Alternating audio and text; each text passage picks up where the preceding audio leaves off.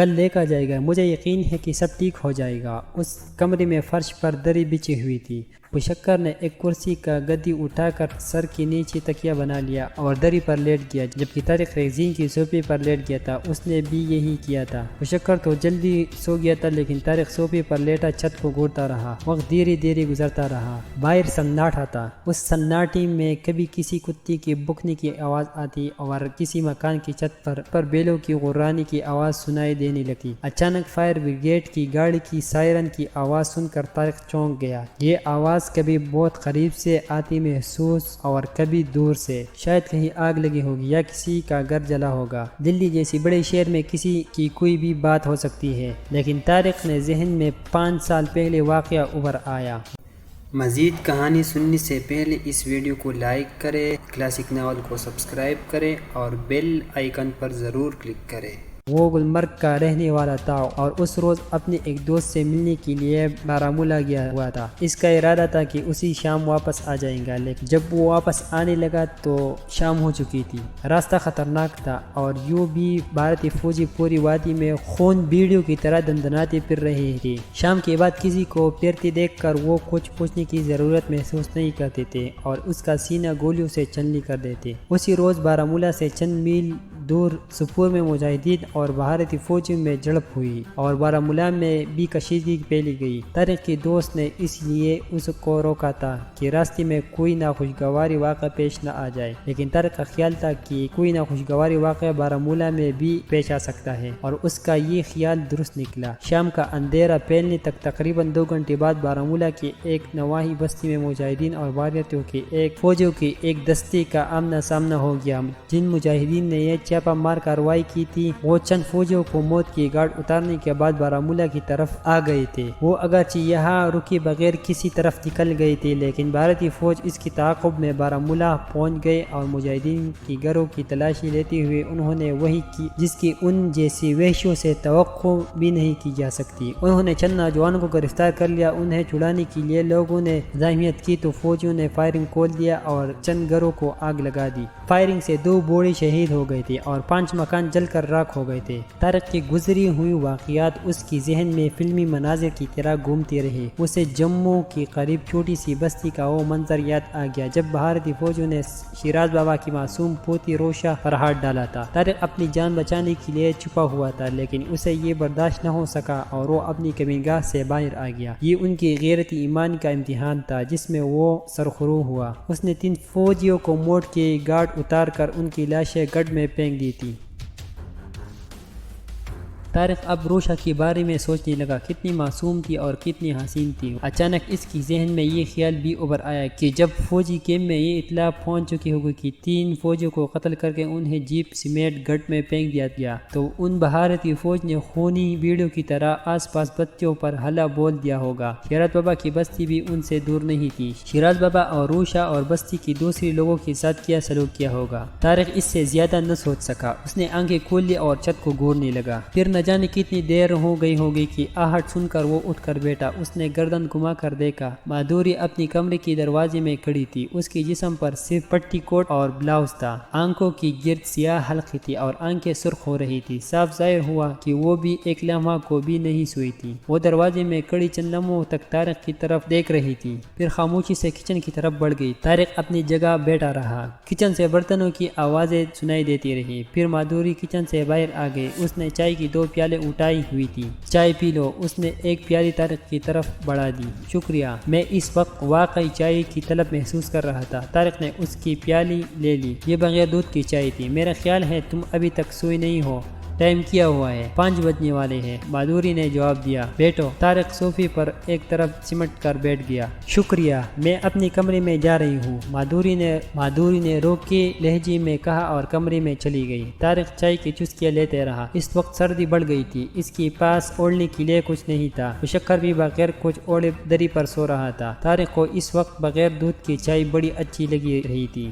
چائے پینے کے بعد اس نے خالی کپ قریب میز پر رکھ دی اور مادھوری کی کمرے کے دروازے کی طرف دیکھنے لگا۔ ایک مرتبہ اس کی ذہن میں یہ خیال تھا کہ اٹھ کر کمرے میں چلا جائے، لیکن پھر یہ سوچ کر اس نے یہ خیال ذہن سے نکال دیا۔ وقت دھیرے دھیرے گزرتا رہا، سردی میں مزید اضافہ ہو گیا۔ وہ سمٹ کر بیٹھا رہا، سویا ہوا پشکر بھی بار بار کروٹیں بدلتا رہا، سردی کی مارے وہ بھی چاقو کی طرح پڑا تھا۔ صبح 6 بجے کے قریب پشکر بھی اٹھ کر بیٹھ گیا۔ باتھ روم کا چکر لگانے کے بعد مادھوری کی کمرے میں جھانک کر دیکھا، اسے جاگتے پا کر چائے کی فرمائش کی اور مادھوری کے پاس آ کر بیٹھ گیا۔ تھوڑی دیر بعد مادھوری بھی کمرے سے باہر نکل آئی۔ اسی مرتبہ اس نے چادر لپیٹ رکھی تھی۔ وہ خاموشی سے کچن میں چلی گئی اور ان کے لیے اور اپنے لیے چائے بنا کر اس مرتبہ وہ ان کے سامنے کرسی پر بیٹھ کر چائے کی چسکیاں لینے لگی۔ سیڑھیوں پر کسی کی قدموں کی آواز سنائی تھی۔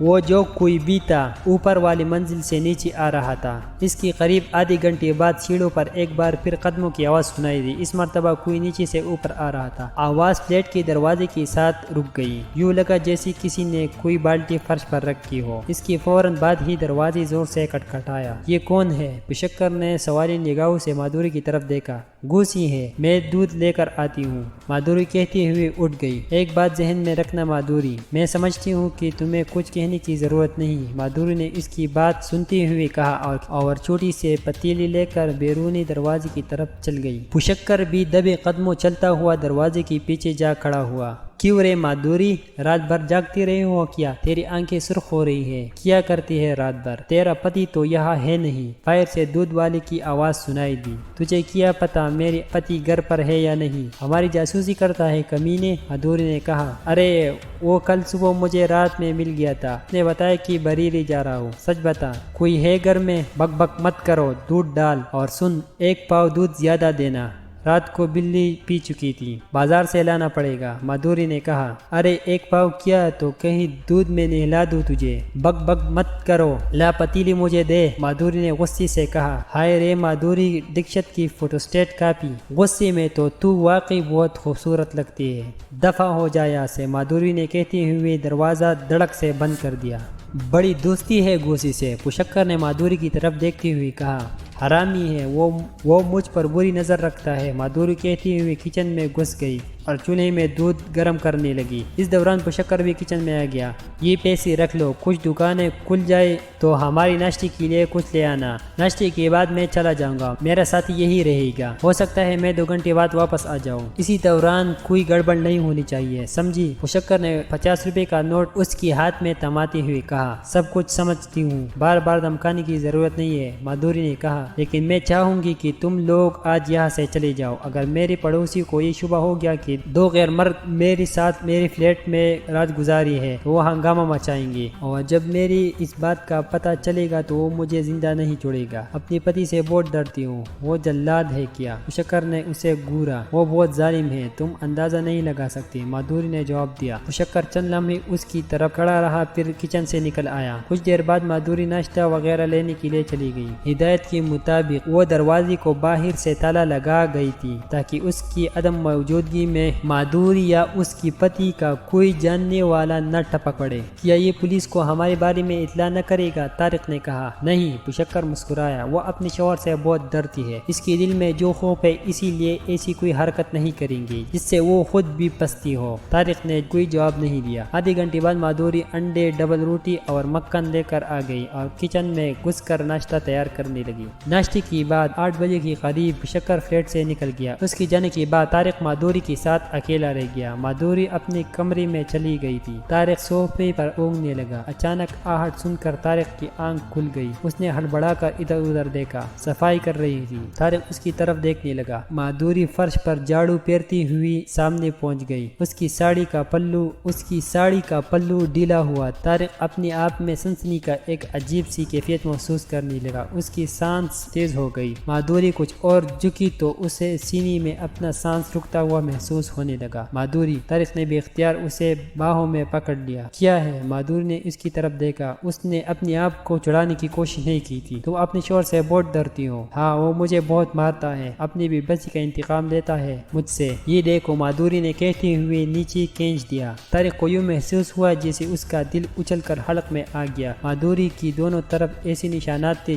جیسے کسی درندے نے دان پی وسط کی ہو۔ اوہ، اور یہ دیکھو، مادھوری نے اپنی پٹی کوٹ بھی اوپر اٹھا لیا۔ اس کی دندوں کی ایسی ہی متعدد نشانات تھے۔ وہ تمہارے ساتھ اتنا ظلم کرتا ہے تو تم اسے چھوڑ کیوں نہیں دیتے؟ طارق نے ہٹتے ہوئے کہا۔ اس نے اپنے سینے میں لاوا سا کھلتا ہوا محسوس ہو رہا تھا۔ میں اسے نہیں چھوڑ سکتی، مادھوری نے سسکی بری۔ میرے باپو نے اسے 10,000 روپے لیتے بیچا تھا مجھے اس قصائی کے ہاتھ میں اسے چھوڑ کر کہیں نہیں جا سکتی۔ وہ باقاعدہ سسکیاں لینے لگی۔ طارق نے اسے اپنی طرف کھینچ لیا۔ اس کی یہ حرکت بالکل غیر اختیاری تھی۔ مادھوری پکی ہوئی پھل کی طرح اس کی آغوش میں گر گئی، لیکن اس سے پہلے طارق کے ہاتھ کوئی اور حرکت کر دروازہ زور زور سے دھڑدھڑایا جانے لگا۔ دروازے کے دھڑدھڑانے کی آواز بم کی دھماکے سے کم نہیں تھی۔ طارق اچھل پڑا، مادھوری پیچھے ہٹ گئی۔ دروازہ کھولو مادھوری، باہر سے کہا گیا۔ اس کے ساتھ ہی دروازہ ایک بار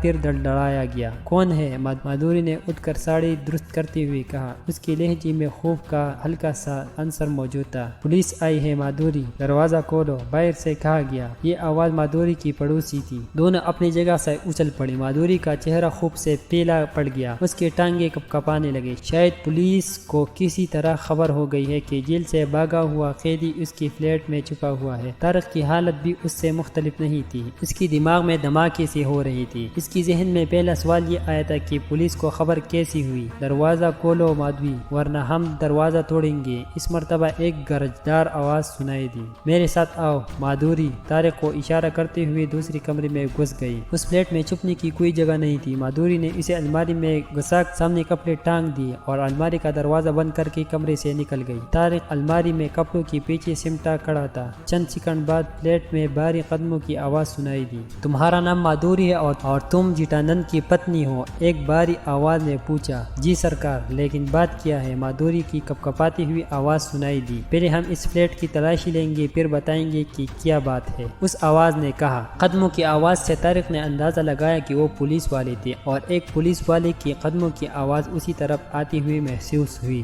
بھاری قدموں کی آواز وہ الماری کے سامنے رک گئی۔ طارق کے دل کی دھڑکن تیز ہو گئی اور پوری جسم میں سنسنی کی لہریں دوڑ رہی تھی۔ اس نے اپنا سانس تک روک رکھا تھا۔ بات کیا ہے؟ تم لوگ زبردستی میری فلیٹ میں کیوں گھس آئے ہو؟ کسی چیز کی تلاش ہے تم لوگوں کو؟ مادھوری نے سوال کیا۔ اس کے لہجے میں ہلکا سا خوف نمایاں تھا۔ وہ اپنے آپ پر قابو رکھنے کی پوری کوشش کر رہی تھی۔ ہمیں تمہاری پتی جیتانند کی تلاش ہے، ایک پولیس والے نے کہا۔ میرے پتی کی تلاش؟ مادھوری بری طرح چونک گئی۔ تمہارا خیال ہے کہ میں نے اسے پلنگ کے نیچے یا کپڑوں کی الماری میں چھپا کر رکھا ہے؟ وہ تو اپنی سیٹ کے ساتھ بریلی گیا ہے، لیکن پولیس کو اس کی تلاش کیوں ہے؟ کیا کیا ہے اس نے؟ تمہارا پتی اپنے سیٹ کو قتل کر کے بھاگا ہے، پولیس والے نے بتایا۔ کیا؟ مادھوری کا دل اچھل کر حلق میں آ گیا۔ وہ ایسا نہیں کر سکتا، ایسا تو وہ کر گزرا ہے، پولیس والے نے جواب دیا۔ سیٹ نے کل شام بریلی میں ایک کمپنی کے مالک سے 2 لاکھ روپے لیے تھے۔ سیٹ کے پاس اتنی بڑی رقم دیکھ کر جیتانند کی نیت خراب ہو گئی۔ اس نے رات ہی کو موقع پا کر سیٹ کو قتل کر دیا اور رقم لے کر بھاگ نکلا۔ ہمیں صبح 6 بجے ٹیلی فون بریلی پولیس سے اس قتل اور جیتانند کی فرار کی اطلاع مل گئی تھی۔ ہم نے سیٹ کے مینیجر سے فون پر رابطہ کر کے جیتانند کے بارے میں دریافت کیا تو اس نے یہاں کا پتہ بتایا۔ ہمیں تمہاری فلیٹ ڈھونڈنے میں خاصا وقت لگ گیا۔ کیا تم سمجھتے ہو کہ میری پتی نے قتل جیسی سنگین واردات کرنے کے بعد سیدھا گھر کا رخ کیا ہوگا؟ مادھوری نے کہا۔ بڑے بولے ہو حوالدار جی، اگر میری پتی نے واقعی سیٹ کو قتل کیا ہے اور وہ 2 لاکھ کی رقم لے کر بھاگا ہے تو وہ اب اس طرف کا رخ نہیں کرے، وہ محض میرے لیے اپنی جان خطرے میں نہیں ڈالے گا۔ اس نے مجھے میری باپ سے 10,000 میں خریدا تھا، 2 لاکھ روپے میں تو وہ مجھ جیسی کئی عورتیں خرید لے گا۔ یہاں تم لوگ اپنا وقت ضائع کر رہے ہو، اسے کہیں اور تلاش کرو، وہ یہاں نہیں ہے۔ پولیس والے نے الماری کے دروازے کے ہینڈل پر ہاتھ رکھ دیا۔ الماری کے اندر چھپی ہوئی طارق کی جان سولی پر ٹنگی ہوئی تھی۔ ایک ہلکی سی جھٹکے سے دروازے کا ہینڈل کھل سکتا تھا۔ مادھوری بظاہر بڑی ضبط کا مظاہرہ کر رہی تھی، لیکن اندر سے اس کی روح تک کانپ رہی تھی۔ اگر پولیس والے نے الماری کھول لی تو انہیں اس کا قاتل جوہر نہیں تو البتہ اس سے بڑا اور زیادہ خطرناک مجرم مل جائے گا۔ ایسی صورت میں مادھوری کی بچنے کا بھی کوئی کوئی امکان نہیں تھا، لیکن پولیس والے نے الماری کے ہینڈل سے ہاتھ ہٹا لیا۔ معلوم ہوتا ہے کہ تم اپنے پتی سے بہت تنگ آئی ہوئی ہو۔ پولیس والے نے کہا، ہم جا رہی ہے، لیکن تمہارے لیے مشورہ ہے کہ اگر کسی وقت تمہارا پتی یہاں آ جائے تو فوراً تانے میں اطلاع کر دینا، بصورت دیگر تم بھی اس کی جرم میں شریک سمجھی جاؤں گی اور تمہاری یہ خوبصورتی جوانی جلد کی سلاخوں کے پیچھے ضائع ہو جائے گی۔ میرے بات سمجھ رہے ہو نا؟ سمجھے حوالدار؟ مادھوری نے اس بات میں سر ہلا دیا۔ وہ ادھر آیا تو میں فوراً بتا دوں گا۔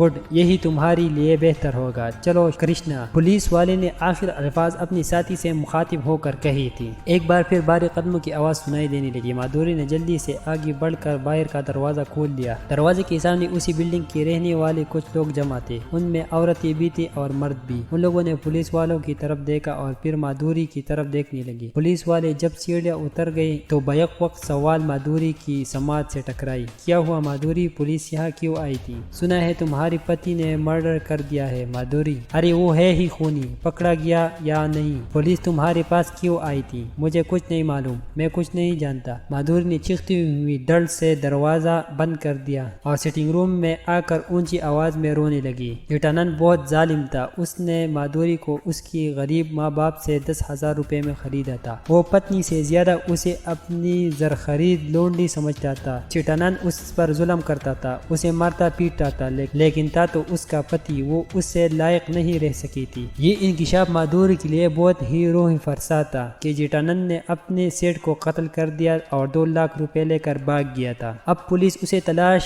کر رہی تھی۔ کیا وہ واپس آئے گا؟ مادھوری یہ سب کچھ سوچ ہی رہا تھا کہ آہٹ سن کر چونک گئی۔ اس نے گردن گھما کر دیکھا، طارق اس کے قریب کھڑا تھا۔